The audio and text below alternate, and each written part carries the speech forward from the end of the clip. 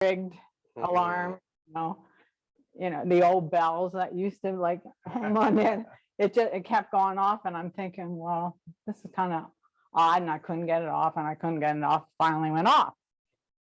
Proceed the rest of the house. I go upstairs. I open the door, and of course my head's down, and I go to walk up the steps. There's a shotgun pointed right at me. Oh, They had a shotgun, somehow put up there. Now, this was an older home that had been vacant for a while, but I didn't know whether it was active or not. So I just kind of like just froze and didn't know what to do. So I'm there, not moving too much, and I'm trying to call the owner, and I'm trying to call Tom, and it's like nobody's picking up. So it's like, okay, what do I do? I'm thinking this can't be active. So I kind of like crouched down and made my way up the steps, and it was not, it was cocked open when I got closer. But then when I got to the top of the steps, they had an electrical wire into this tin pot with water and had the water. So it was kind of like another trap in case you got that far. So needless to say, I never went in the basement. Yeah. I got out of the house and I said, I'm done with this house. I did have to go to the barn to put a lockbox on the barn, and there was a hornet's nest there, and I got stung by a hornet. So it's like, I never went back to the property. I said to Tom, this one's yours. So that was my craziest one. That is crazy. It's York County. Yeah, right. All right, Kathy, how about you? Well, I can honestly say that I don't have any crazy experiences like they do, but I have crawled in windows before because the lockbox doesn't work. I would have to say more, I meet crazy people. The people that I meet and their stories are very crazy, and you think that things only happen on TV, and no, they happen in real life too. Funny. Yeah. Well, great. Those were some fun answers. Thank you.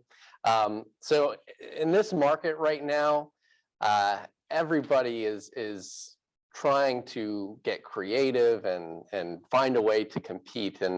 And obviously we have a panel here of veterans that know what they're doing, have been around the block. And the point of this is to find out what are they doing, and what can maybe you do or adopt to be competitive out there. So given the current market where there's multiple offers, what advice are you guys giving to buyers and even to sellers out there on how to prepare for multiple offers? So switch it up here. We'll start with Cindy. Go ahead, and Cindy, and answer that for us. I think the most important thing is to educate both your buyers and sellers before you even get to that point. These days, and it used to be you listed a home and you got an offer in at or near list price, and it was pretty sure thing it was going to get signed.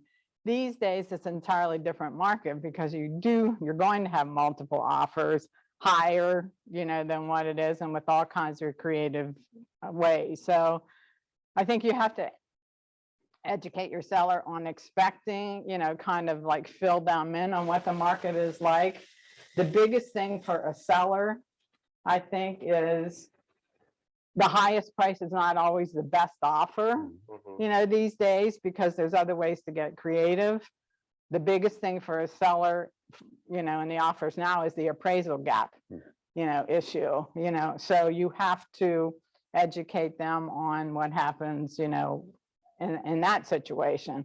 As far as a buyer, the best thing to do is make sure they know their buying power and their buying power. Like, what is the maximum they can go if they get a counter offer? Like, they always make their best offer, but they have to know, like, if they have money to make up the appraisal gap, right. Do you have that money, to do that? And, we're eliminating inspections now and all that kind of thing. So I think you really have to educate them on that aspect of it also, because, frankly, in my opinion, I don't like that part of it. I don't like the part of not having an inspection. So you really have to inform them.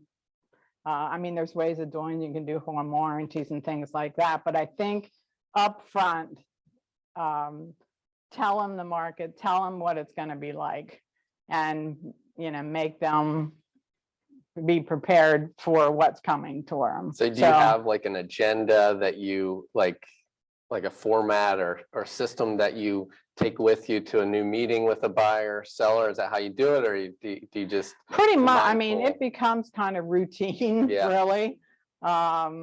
Especially now. I mean, it's totally different now. But yeah, I mean, I just basically, give them the current market situation and tell them this is what's going to happen, because it always, it inevitably does happen. So it's more of just a repetition and telling them what to expect. Yep. Let's go to Ross. Can you answer that question? How do you prepare buyers and sellers for multiple offer situations? Well, with the buyers, I typically say I need more than $1,000 deposit. I mean, again, I'm old school, so I think Rick Smith kind of taught me this. Give me $5,000, give me 10 grand. Let's go up. If you're going to do an escalation clause, which I'm not a fan of, don't go up $500 more than another offer, because it's not going to make a difference. I'm going to say to my seller, here's somebody who's willing to give you 200. Here's someone who'll give you 200 if they're forced to. And they'll like the people who are willing to give you the money up front, and that's not if their hand is forced to. Sellers, as Cindy said, the biggest thing is the appraisal. I mean, we might sell it for this number, but we listed it for this. I know we can get this. We should be able. My comp said this. It's a wing and a prayer, and it depends who the appraiser is who goes out there as to whether or not you're going to get that number. Yeah, agreed. So, Kathy, what advice do you have for buyers and sellers in competing offer situations? Well, along with Cindy, it used to be that if you got full price, you were happy, and full price within a week. Now it's full price is just the starting point, and it's within hours of the house going up. So I try and tell my sellers, listen, be prepared for the multiple offers. And like Ross said, the highest isn't always best. There's other things to look into as far as the settlement date, the inspections. Hey, can you pay their transfer costs? That way it wouldn't be included in the appraisal. Different things like that, but also on the seller side to have them prepared to be able to move quickly, to know that where their next step is, if they have a house they're going to, or if they have to sell to buy, to let them know that as soon as we sign that offer, we have to hit the road running. As far as my buyers, I do let them know also that highest isn't always best. There's other things to do within your offer to make the seller appeal to your offer, and also to know that you may submit 10 offers before yours is picked, but just think that that is a sign that that house is not meant for you, that there's another home waiting out there for you to call home. Yeah, that's a good point. Making them aware that it may not happen the first time. Even great offers don't get accepted in this market. Cindy just rejected one of my great offers. So, but Cindy, you said something too that that I think resonates with a lot of agents out there, and you don't always feel comfortable with the inspection, like waiving inspections. And I've had to come around on that. I think a lot of people have maybe come around on that. It's difficult to advise even like first-time buyers, but you have to, I think, to say, if you're not going to waive inspections, be aware that some people, and I maybe even say most people in competing offer situations these days are going to waive them. So what are you going to do to compete there? So, all right. So I think we had a question in the chat that falls right in line with this question. So Jeanette, thank you for asking. It says, she wrote, she's been in the business less than a year, and she asked what you did to get started. So and there may be more specifics later, but I'll take the question here as written. Panelists, what piece of advice would you give a realtor, new or experienced, that was looking to have a business similar to what you have? So single agent with admin or team setting, and maybe if there's one piece of advice, one thing that maybe kind of made your business take off. So let's start with Kathy. We'll work our way down again. I think when I was first starting, I was coming off of another business that I had owned myself. So I called on all my clients from that business and my family to get me out there. And if they would use me and if they would recommend me, then the word of mouth would travel. So I think have your family backing you, your friends, your past clients from another business. That way, when I first started out, I did not have an admin. I think that if you're going to be in this business, you need to learn all aspects of the business, not just the buying and selling. You need to know the back of the house items too. So, but when you do get extremely busy, it is wise to bring on an admin, because then they can take care of those little things and you can do the legwork and get your name out there. And it feels great to know that, you know, my admin, Vanessa Williams, that she's behind me, she's taking care of those emails. She's taking care of making sure I'm hitting the correct date. Because when you get so busy, you don't have time to keep that in your head. Everything is starting to run together. And when you have 12 houses pending and somebody says to you, when is so-and-so's settlement date? You're like, you know, I have little notes that Vanessa sends me and I keep them in my phones so I can just pull it up right here. Okay, this is Skyview. We're pending, we're going to settlement with Ross on Friday. So yeah, I think that first hit the road running by yourself, learn all aspects, so that way you are knowledgeable in every step. Yeah, agreed. Yeah, so your admin acts sort of like as executive assistant and the transaction coordinator. And I agree, like you get to a point where things you might have kept in your head, it has to be a system now, and it has to, you know, maybe has to be done by someone else. A great advice. Vanessa sends me, I screenshot it, lets me know all the important dates. I screenshot it, keep it in my phone, in my real estate album, and I just have to pull that up. And as it goes to settlement, I delete it. So that way I have everything right there, the agent, the title, the lender, all the important dates. Great. Cindy, one piece of advice for agents new or old that wants to have a business like yours. Well, Ross and I are the old timers, and things were different, you know, back then. But one thing I can say is your best start is your sphere of influence, like your friends, your family, and everything, you know, start with them. But then also get involved in community activities, you know, where you're going to meet people, like whether, you know, you have kids in soccer, baseball, or whatever, but get involved, make those people aware that you're in it. So it all starts, you know, right there. And then as far as, you know, don't try to spread yourself too thin, kind of find your niche. As far as like a neighborhood, concentrate on like even the neighborhood that you're in, just start prospecting that neighborhood. And once you do list a home or sell a home in a neighborhood, then kind of like focus on that neighborhood. Because some people have the tendency to send out a whole lot of things to all different places, you know, a one and done kind of thing. And that doesn't work. It's the consistency. Great. So I think if you're doing anything, is find your niche, your sphere of influence, and concentrate on one area at a time to get yourself established. That's great advice. I actually had a new agent that asked me, should I buy leads? But your sphere, that's where you start. I mean, because they know, like, and trust you already. And that's right. I mean, that's the recipe for getting their business. Ross, take it away. What's one piece of advice that you have for someone that wants a business like yours? All my answers. They must have seen my. I'll let you go first next time. Please do. Again, the networking.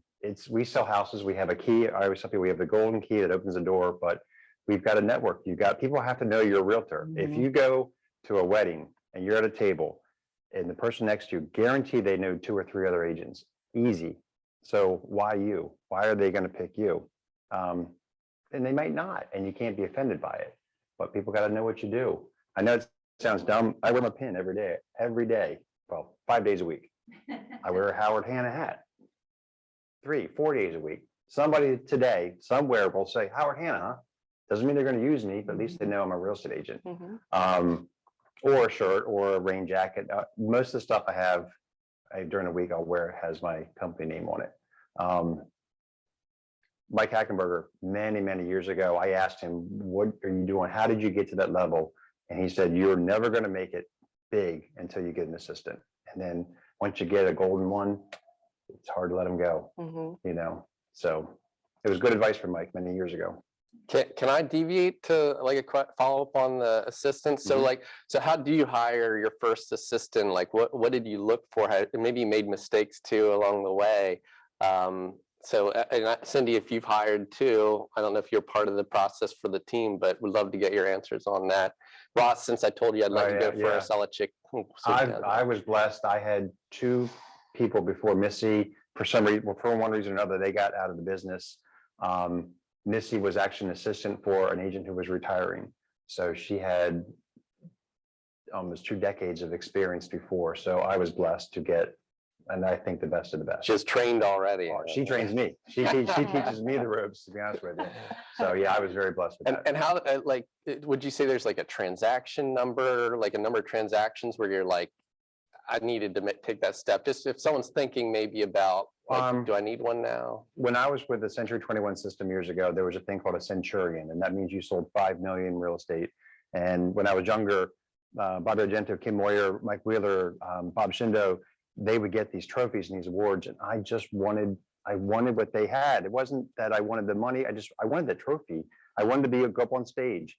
And I think it's once I got to the 5 million mark, if I wanted to take it to the 10 million, which again, 2 decades ago was a lot of real estate, you know. I figured I had to have somebody.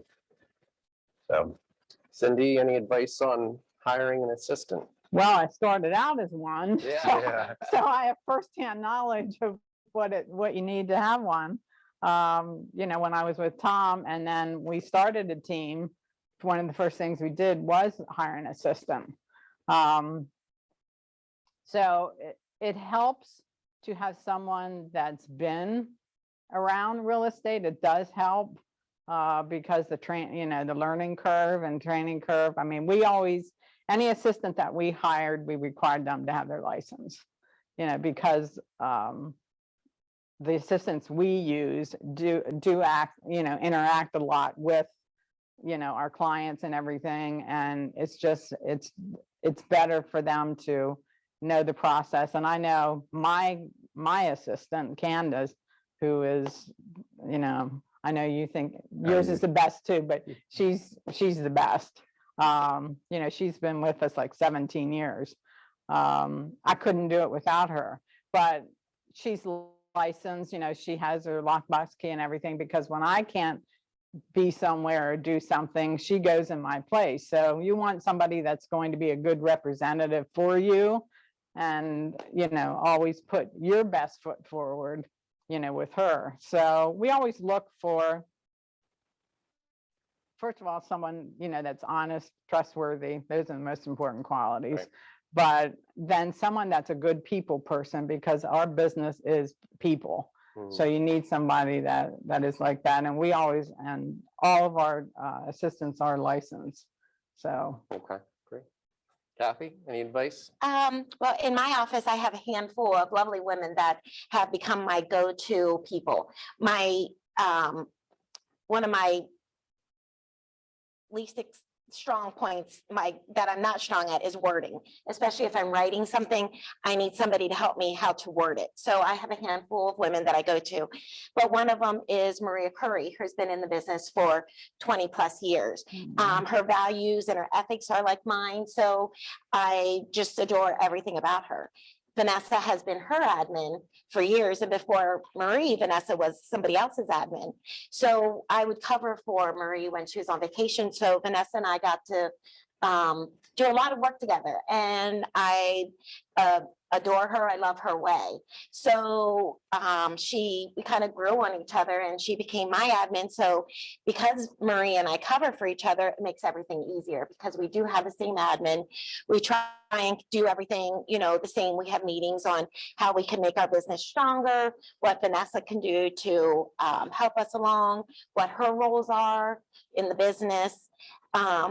So Vanessa got licensed herself 2 years ago. So also we can rely on her if we need a lockbox, if I need to go away for a day. My daughter had her wedding a few weeks ago.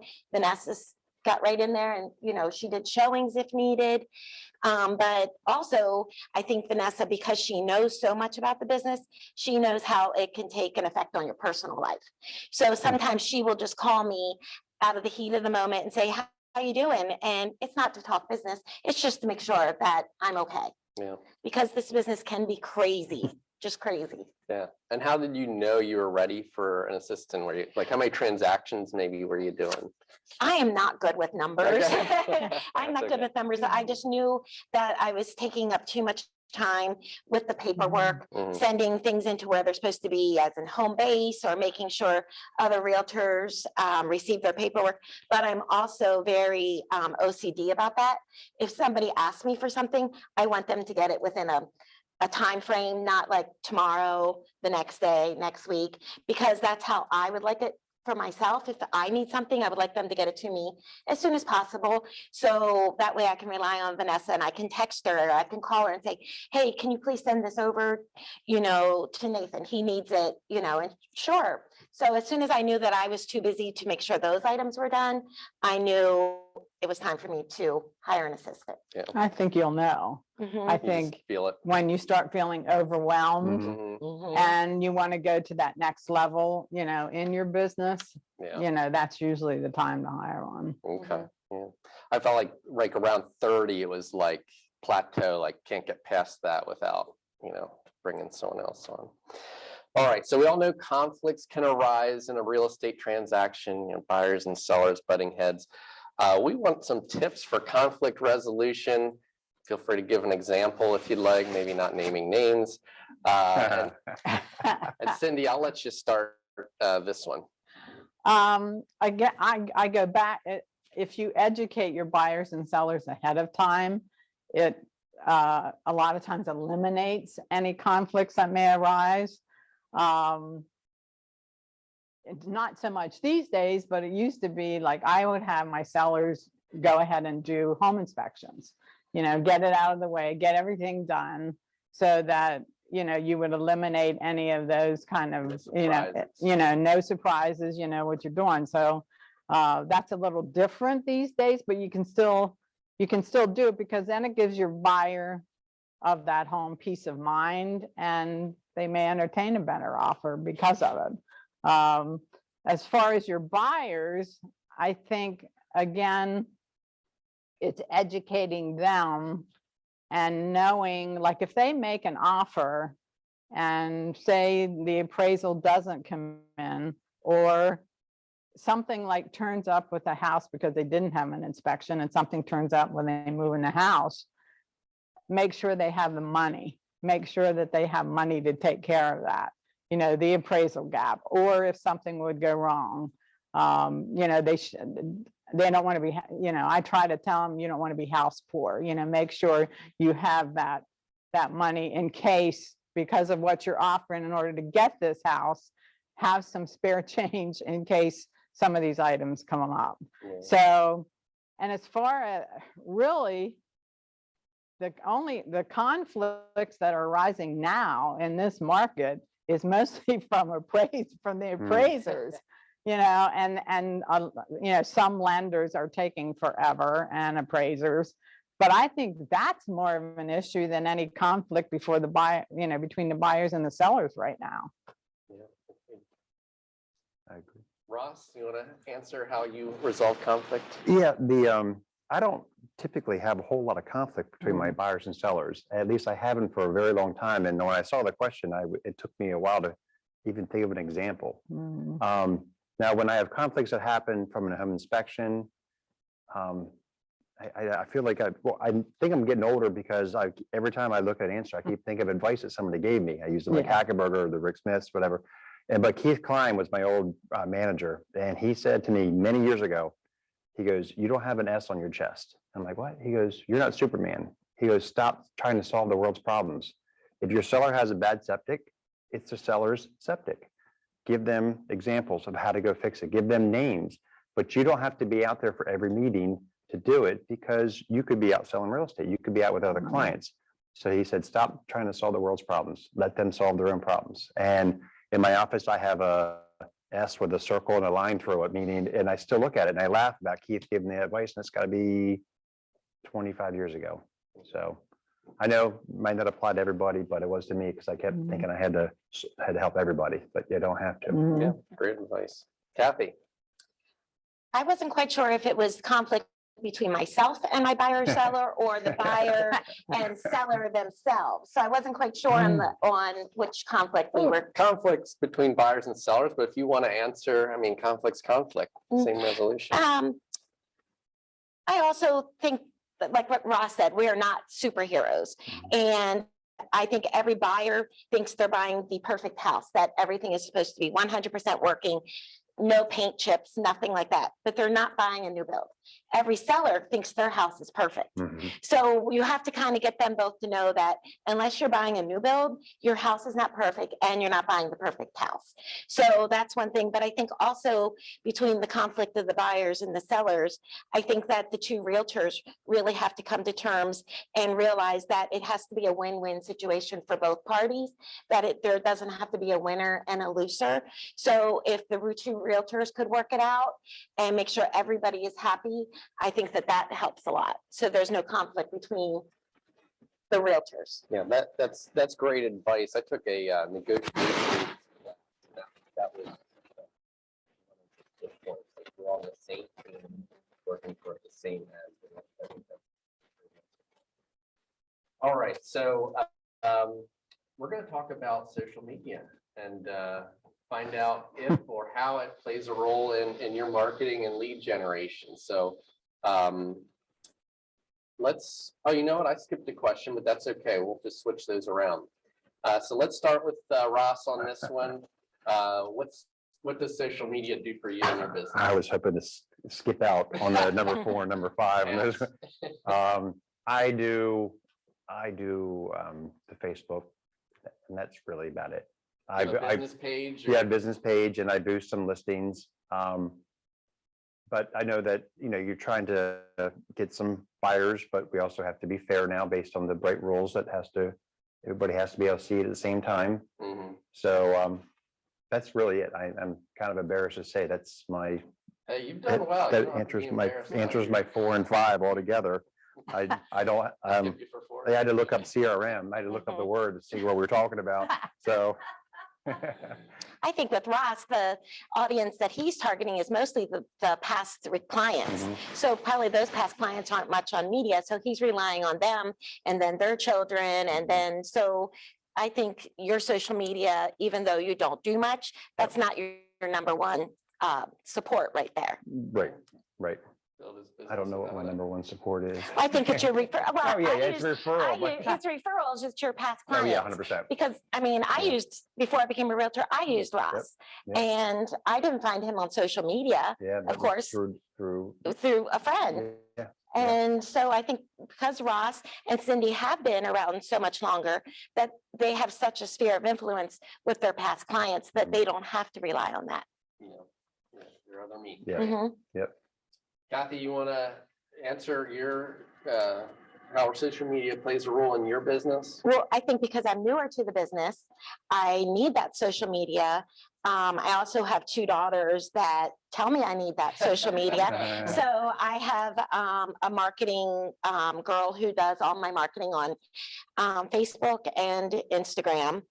And you just contract with someone that does it? Okay. Yeah, and she does all that. Or if I need anything designed, she will do that. And so for me, that puts myself out there, but I don't have to do it. She's out there doing everything every day. There's a post for me. If I have a new listing, they make a video. I think that marketing yourself is one of your number 1 things that you have to do, but have somebody do it for you that knows what they're doing, because you don't want to look silly in your marketing. Yeah, if that's not your strength or not best use of your time. So so what does that look like? Do you like give them directions on what to do, or do you just say, I have a new listing, take it away, market it? Here's my listing coming up. They make me a video. They make all my posts every day. If I do have something specific that I want to put on, I can let them know, and they will do it. They write blogs to put on my website. So, That's good. yeah, so, and it just takes, one more box that I have to do off my list. Yeah, okay. Mhm. I have a girl that does mine, a daily post too, and it was really cool that my family said, "You're not doing these, are you?" And Mhm. but so then I had to talk to her. She's awesome. She's awesome what she does. But I had to say some of the stuff that we're doing, my sphere of influence or my people are saying they can tell it's not me because it's either too young or too different. So we just had a little meet talk, and Mhm. she's done a great job since. She's doing a great job before, Mhm. but it's more my family says, "Oh, did you write that?" No, I didn't. Yeah. But before they could tell that I Mhm. wasn't writing it. Yeah, my marketing girl and I would go to lunch, so she knows my personality, and that's Mhm. what she tries to mimic my personality. So finding a good fit, someone that can find your voice. is Mhm. important. That makes sense. Cindy, social media for you. Well, being on a team, we have someone specifically that does all that for us. So Okay. any new listing that comes on gets put on our team page. And then I usually share it on my, business page, but any, listing that comes up, anything that's sold, anything goes pending, anything, we have somebody to do it. So Is that one of the three admin that you? yeah, have one is that's, specifically marketing. Okay. So she takes care of all of it. I wouldn't even know how to put it on, to be honest with you. I know how to make a face on post, Mhm. post on Facebook and everything, that I know. But as far as like putting all the bit.ly links and all that, I have no idea how to do it. That's why we hired somebody else to do it, Mhm. and it worked out well. Yeah. So it sounds like I didn't hear anybody say like X number of transactions come from that. I know you said you're not a numbers person, but I mean, any guess as to like, is it just sort of accessory marketing for you, or do you rely on it for lead gen at all? Ours is tied into our website, so we do keep track of how many like hits we Oh, get, good. and Mhm. we do capture names. Anybody that clicks on that link, and requests information. So ours is all tied into our website and everything. So we do keep track of them, and we can Okay. track whether or not that turned into an actual Mhm. sale. Okay. So I think that's all free advertising. Sure. We don't pay for Facebook or Yeah. Instagram, so it's free advertising. So even if we only got one client a year, it's worth it. Yeah. Yeah. Well said. It's basically something you have to do these Mhm. days in order to, Mhm. Mhm. to be in front of people. Mhm. Yeah, absolutely. And you can boost a post. I mean, Mhm. so yeah, great tool. So other technology, Russ had to look up what CRM was. Yeah. And that's okay. I'd be curious, like, so do you keep any type, do you keep a spreadsheet, or like my father had index cards with Oh, yeah. everybody's name and stuff. So any type of system at all, or it's just all in your head? All in my head. And you got contacts in any other technology tools or things that you use? A phone maybe? I do, yeah. Actually, I did write down smartphone. I did. That was my answer. Look, smartphone. That's it. With a smiley face next to it. Mhm. That's Our company does offer a good variety of stuff that I do use and stuff, but it's no, it's all in my head. I think that demonstrates that there are basics out there. There are basics to the business, and you don't need to have the high tech tools or social media to do well. So I think that's awesome. All right, so let's move to Kathy for the question. What other technology are you using, and maybe what CRM are you using? I do use a CRM. Well, Vanessa uses a CRM. I have no idea how to work it. I was using one through Caldwell Banker, but she switched me to Wise Agent. She said it offered some things that Caldwell Banker didn't have. And this way, if in the future, I mean, I'm not going anywhere, but in the future, if I would decide that I want to even venture out of real estate on to another business, that I would be able to take all my clients with me and say, now I'm starting this venture. Would you like to join me or whatever? But she keeps track of all that for me, so that way I have everybody's name, number. But as for myself, I have everybody's number in my phone. That way, I can text them just, happy birthday or something, like that. Like, I think the smartphone is very number one. Yeah, absolutely. And Cindy, what technology are you using in your business, and what CRM are you using? I use personally Top Producer, Oh, yeah. and I have for years. But then the team also uses a program called Chime, which is a CRM, and my agents really like it because it's a database that they can put their clients in and, send periodic things to them that, that you can schedule things to be sent to them, weekly, quarterly, whatever you want to. And it keeps track, and it also keeps track for us as managers and partners. We can go in and see whatever leads that they have, or whatever, we may have given somebody, we can go in and check and see what's being done, with it. So it's that's something we didn't have, and my agents wanted a CRM to be able to better track, what's going on with their people, and to send out like mass emails to them. And it's an inexpensive program, and it does really well. But again, and that's all tied in also to our website, because our website is a lead capture system. So, there's websites that are not lead capturing. So it all depends on a lot of that too. And again, I'm not the technology expert. I mean, I know how some of the things work, but that's kind of how we can. And my agents like having a contact management system, because they can keep better track of what's going on with their people. Yeah, absolutely. And I do a follow-up question there, but I just want to remind, and I think we do have some questions here. We okay with the sound? I saw we had some concerns there. Do we need to pause a moment? Maybe Ross can dance for us or something.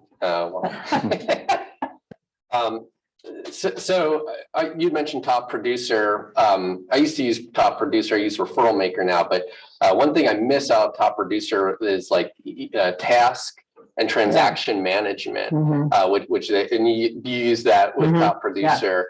I was curious too, like with Kathy and maybe Wise Agent, does that have transaction and task management as well? Ross, you just like simple checklist or something?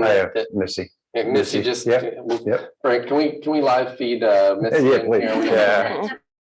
Yeah. Watching. Okay, so excellent. So so we have a few more questions here on my list, but we're going to go to questions from the audience, and feel free to still fill in there if you have any questions. All right, so the question came in via email. How much do each of the panelists spend in getting leads per year? Maybe a little loaded question, but Ross.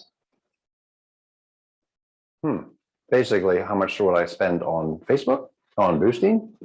If you're getting leads that way, I suppose. I mean, I think probably what's behind it is they're thinking maybe, do you pay for leads? I don't. Yeah. I get phone calls every week from some lead generation company who, and when you answer that phone, they don't stop, they don't pause, they just talk, and you can't even say, I'm hanging up now, so you just have to hang up. But no, I'm not one who's going to pay for a lead generation thing, money up front, and then get, to get the leads. It's just not for me. It's not for me. It's just not what I do. I'm just curious, like, are you calling past clients regularly? Or you stay in front of them you write notes to them? Handwritten notes. I'm sorry, it's my thing. Handwritten notes, not an email, not a text. It's a handwritten note. It's old school, but I'm a bikini agent, and we do personal notes. Yeah, it's very important, I think. Yeah, absolutely. All right, Cindy, what are your thoughts on that question? With what do you pay, or how much do you spend on leads per year? Well, I'm kind of old school like Ross, and I kind of do the same thing he does. Now my team, they have my other partners, they do pay. I can't tell you what that is, but that they have like Zillow and things like that they subscribe to. I don't do any of that. like I said, I'm kind of like Ross, I go to my database Mhm. and Yeah. it's, most of my, all my, well, I can pretty much say all of them are past customers and clients and referrals, from being in it this long.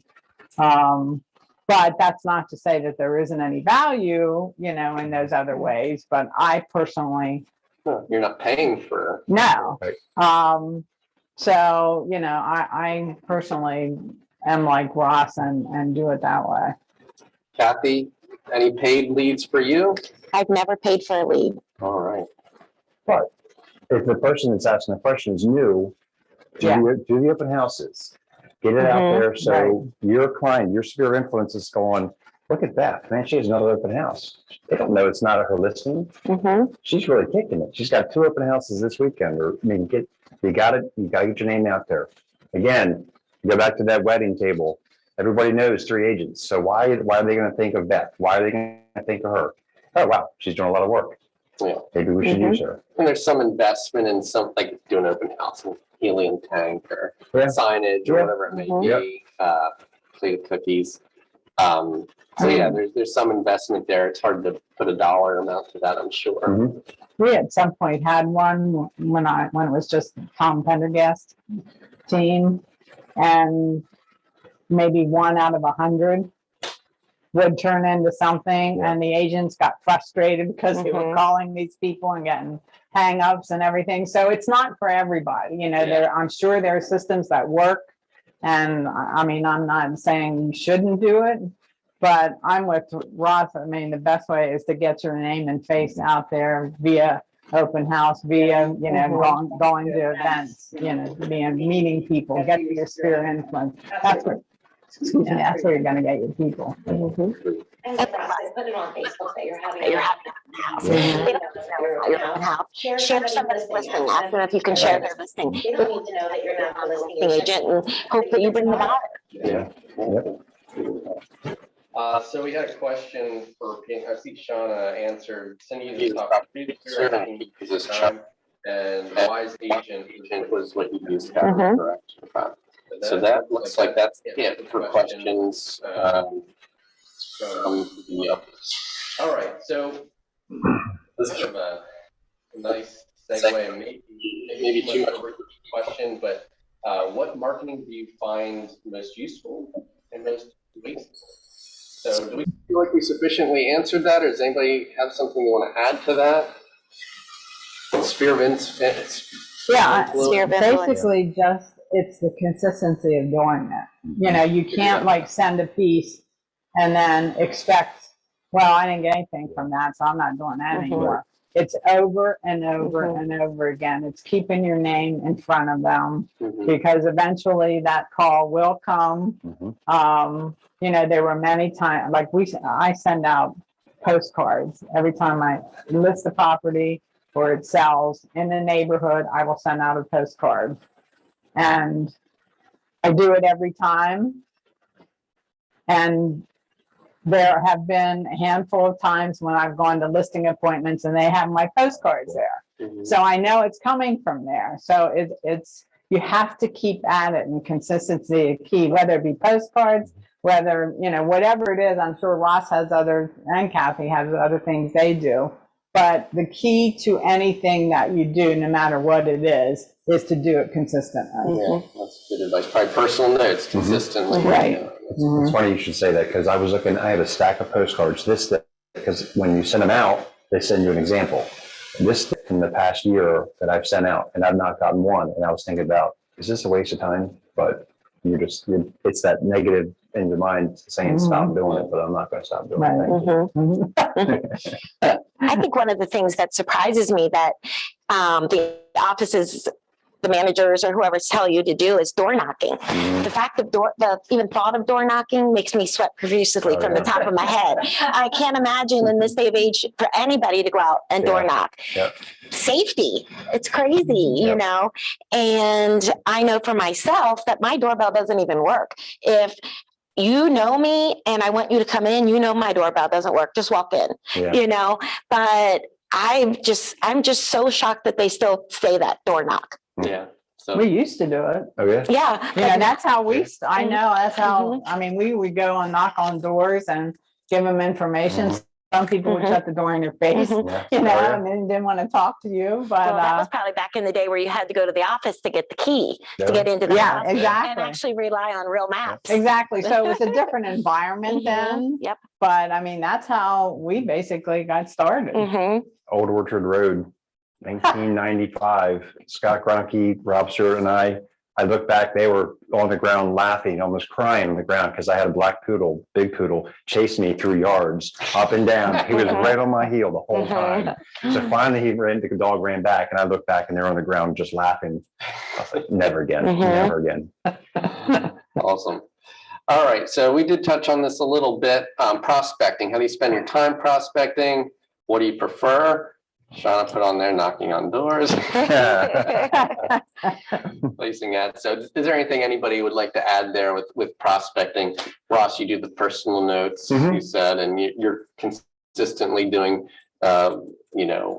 just sold at flyers, Yeah, right? right. And Things I'll like send that. letters to the neighborhood also. I do quarterly letters, just kind of like updating on the market conditions and letting them know what's going on. So it's all, again, it's just about keeping your name in front of those same Mhm. people Mhm. consistently. It can be anything. It can be a postcard. It can be a letter. It can, note cards. Like every transaction I have, every person I may meet or anything, I send them a note card. So it's all about just keeping on doing it. It will pay off. Mhm. And Ross, I'm curious too, when you write notes, are you asking for referrals, or is anything Nope. business No. related? Nope, but I did remember, I do send a magazine out. I just remembered that. All So of your clients? no, Well, where's a this lot list? of my clients from the past, I mean, I can't go back 28 years, but I'd say in the last 5 years, I've added, Missy adds their name to the list. And I have one list that goes out 1 month, and then 2 or 3 months later, the next list. Instead of having the big bill at the end, I kind of cut it in half. Okay, so And then there's a list of addresses that you have. Mhm. See, there's your I CRM. know. I get that. I get this Wow. magazine. You still get Ross's Mhm. magazine? And then this is just a thing. I also have a lender who advertises in the magazine, and which pays a large part of the bill, All right. which is nice. Oh, excellent. So So- you do good business, right? With the Right. lender, they're probably more than glad to do that. That's what I do with my postcards. I have a lender Yeah, that, I do. Yeah, I do so that. it helps with the cost. My postcards cost me zero. Mhm. Okay. We're gonna go to a question chat. All right, I'm not seeing it, Shauna, so maybe it was directed to the panelists. What kind of training would you recommend to someone starting out?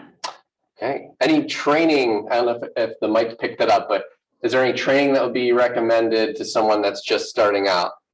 We'll start with Ross, go ahead. We did now the Tommy Hopkins, the Sweat Hogs, the Zig Ziglars. There's another one. We did back then we went to the seminars, they bought the tapes. Nothing's changed. Nothing's changed. It's still the things that they teach you on those things are still applicable today. You're not going to hear about Facebook. You're not going to hear about Twitter or that stuff because they're too old. They're before the internet, but it's basic people skills and networking skills. So I think they were very important. We had to go to them when we were agents. We had to, like, I don't know if it was mandatory, but we went as an office. At the end, they try to sell you all the tapes, and sometimes you did it and sometimes you didn't. But if you didn't, like most offices now should have a library that you could use. If not, you could probably find them online. But they're very, very important. I think today, like probably the biggest player in that game, Brian Buffini. Right. You have Tom Ferry too. Yeah. I know we're big Buffini in our office, and we do.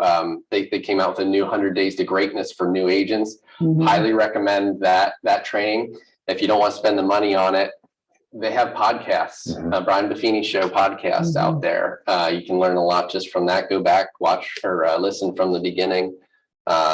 So Cindy, what advice do you have on training opportunities for new Well, agents? Buffini is one that we recommend to our agents, and I know my one agent, religiously uses that, with the pop buys Yep. and, Calls it all pop that. buys. Yeah. So that's one that we use, but then we also have in-house training. I mean, that's one thing with the team.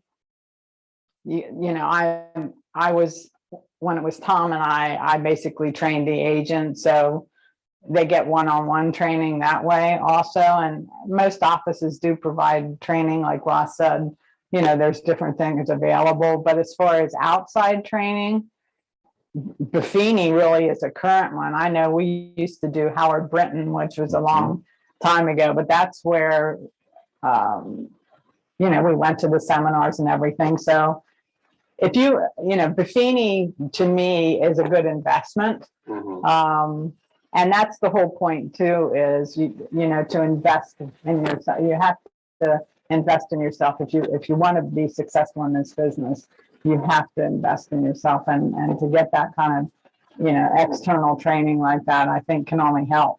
Yep, yeah, absolutely. Give you a direction, give you kind of a playbook to follow. So, yeah, so. Kathy, do you have any advice? You're nearest to being the new agent. What advice do you have? Well, when I first started, I heard about all those people, the Buffinis and that, but I've been to a few of their seminars, but I found more within our office, the training. I would go to the office meetings every day. They're going over the agreement and sale, so you really learn to know exactly what it says. One of my first mentors was Lee Garland, and her thing was always fake it till you make it, because if you show confidence, they believe you. You know, and you show more confidence when you really know that what you're saying is true. So learn what the agreement of sale says. Follow somebody in your office. I followed Amy Fry for months. I would go to showings with her, sit down at listings with her, just listen to how she goes over the contract. Because when it comes down to it, face to face with your client is the best. And if you're confident when you're there, they're going to trust you. I always said if I could wear a bracelet, it would say WWLD, what would Lee do? Because if I needed any advice, she just knew exactly how to say it, whether it was being smart in a non-smart way just to get it in there, or just her way. And so I still to this day, what would Lee do? So find your confidence too in the training that that's good advice. We have time for one more question. Yep, absolutely. All right. So I think this is a fun one. So what are the biggest red flags in a client that make you run away? And is it okay to fire a client? So Cindy, why don't you start us off? Yeah, it is. Have you ever fired a client? Yes, I have. Seller, buyer? Fire. Yeah. I think if they, first of all, they won't get pre-approved. I don't really work with a buyer unless they have a pre-approval letter, because it's a waste of time. And especially if you're first starting out in the business, sometimes, you know, you don't get that signed, or you don't get a buyer's agency sign, and you're running around these people all over the place, and all of a sudden they disappear and go with somebody else and buy a property. So if they're serious, you know, you need a pre-approval letter and get your buyer's agency signed, so you're, you know, protected. If they're not willing to do that, I'm not willing to work with them. You don't sign it right away, or do you give them kind of a few freebie sessions? I want the pre-approval before I even show them a house. Okay. The buyer's agency, I have shown them one house and, you know, then get it signed. Yeah. But if they're not willing to sign it, you know, I'm kind of a stickler for that. Okay. And I know as a newer agent, that's tough sometimes to do, because, you know, you're just starting out and you want, you know, you think that everybody's loyal to you, but they're not. So I think it's all, I think you have to establish the relationship and establish the rules up front with your buyer. Don't let your buyer control you. You are in control of that buyer. So that's the biggest lesson to be learned. I think that's right. That's the red flag. If they're trying to control it and kind of run the show, That's the red. So yeah, it is okay to let them go. Hmm. I haven't had that with the seller that, thank goodness, knock on wood. Yeah. Ross. Everything Cindy said. I've had to fire one seller, but it was just, she called, we had Morris Layton was going to show the house years ago. He got in a car accident. He went to the hospital. The clients went to the hospital. And then she called me up and reamed me out for not coming to her house and turning her lights out. They were on for 45 minutes. And she didn't even ask about the agent or anything. And I just said, there's one thing I know that won't sell your house. And she said, what? I said, my sign in your front yard. And I went over and it was like, knock on the door. I had to key up, drop it, slam the door, and I left. But that was an unusual occurrence. But I don't think I've ever fired a seller. Buyer, I can't say fire. We've gone our separate ways. If it's a referral, and I'm not suggesting this to new agents, but if it's a referral from a past client, I will meet them at a house to then discuss some of what we need to do, just to build a one-on-one rapport. I'm not saying it's for everybody. I'm not saying you should do it. That's what I do. But again, I always talk about the pre-approval of the very first conversation, for sure. Kathy, any red flags that make you run the other way with the client? I think the pre-approval, especially right now with the crazy market, because they might want the first house you show them. If they don't have a pre-approval, they're going to miss out, especially if they don't have a local lender that you can call any time of the day and ask for that pre-approval. As far as buyers, I learned the hard way and probably showed a buyer probably 40 houses and they still didn't buy. And then I realized it was time for me to let them go, but they weren't buying. Some people just want to see houses, and you got to let them know that that's not why you're there, just to see houses and the decor and those types of things, that your time is more valuable than that. Yeah, excellent. Kathy had a good point there. I'm sorry, are we okay time-wise? She said a local lender. I mean, again, if I have somebody call me and they're using lendingtree.com, who has gotten better, but if they won't call my local person, I have a hard time. I really, really do, because I know there's going to be issues in a few weeks down the road. Yeah, So, and you don't have to be the bad guy there and say, we don't like, you can say other agents. Yes, yep. You want to be competitive. That goes back to the thing, one of the questions about how do you make your offer different? You know, if you've got this guy from Minnesota and there's 3 locals, you're not going to win.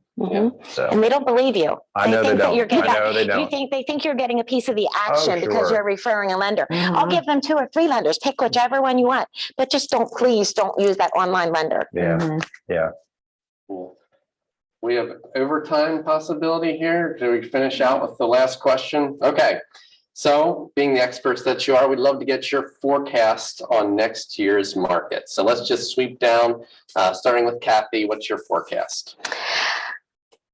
Honestly, I don't think that I'm educated enough in this business to know, because as Ross and Cindy, they've been here before back in 2005, when that's what everybody's asking me. Is it going to end up like 2005, 2006?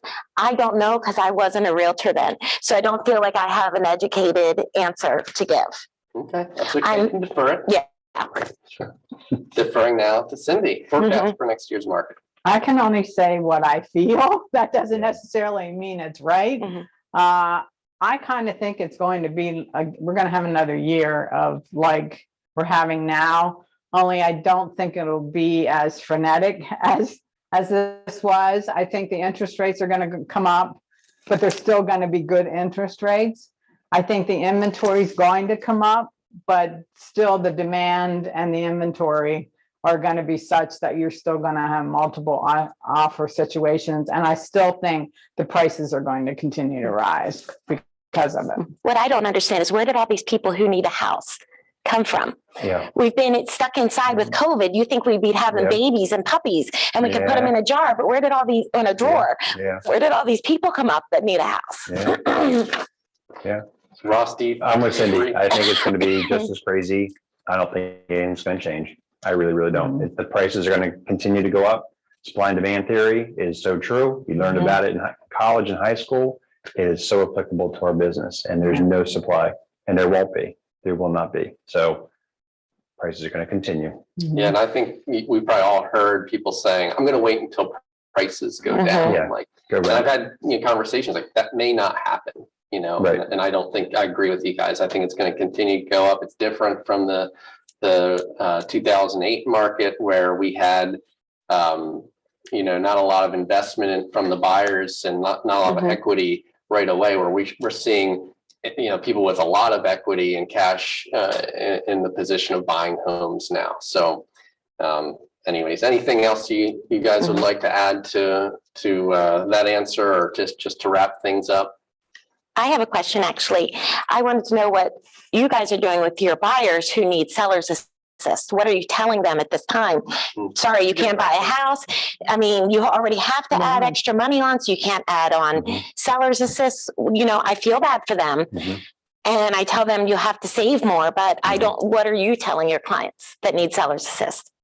I don't have any right now that need a seller assist, because I'm like, you're not going to get a house. You're not, unless, a miracle happens. It's kind of the same with FHA buyers, unfortunately. You have extremely qualified FHA buyers, but they go up against conventional or cash. I mean, they really have no chance, no matter what price they offer, because they're FHA and they're good buyers. So that's the unfortunate part, about the crazy market too. Yeah, and we tell them that they are not going to be competitive in a competing offer situation. So they need to wait 7 days on market before they can even look at it. Because I think there are special circumstances where there are homes out there that are on the market longer. Not everybody can date the homecoming queen, right? So they can't get the perfect house that everybody else wants. I'm going to use that. I like that. So they unfortunately have to get what maybe is undesirable to others, I think, and that's the only way they can compete in this market. So, all right. So I think that concludes, unless there's any other questions. Okay. So that concludes this year's YPN panel. Thank you all. If you're still tuning in, that's awesome of you to tune in. There's a lot of good nuggets here. Thank you, panelists, for your contributions to this and for coming out this morning. You're busy people, so we appreciate that. Shauna, thank you. And thank you, YPN, for putting this together. So we will see you next year. Thanks again.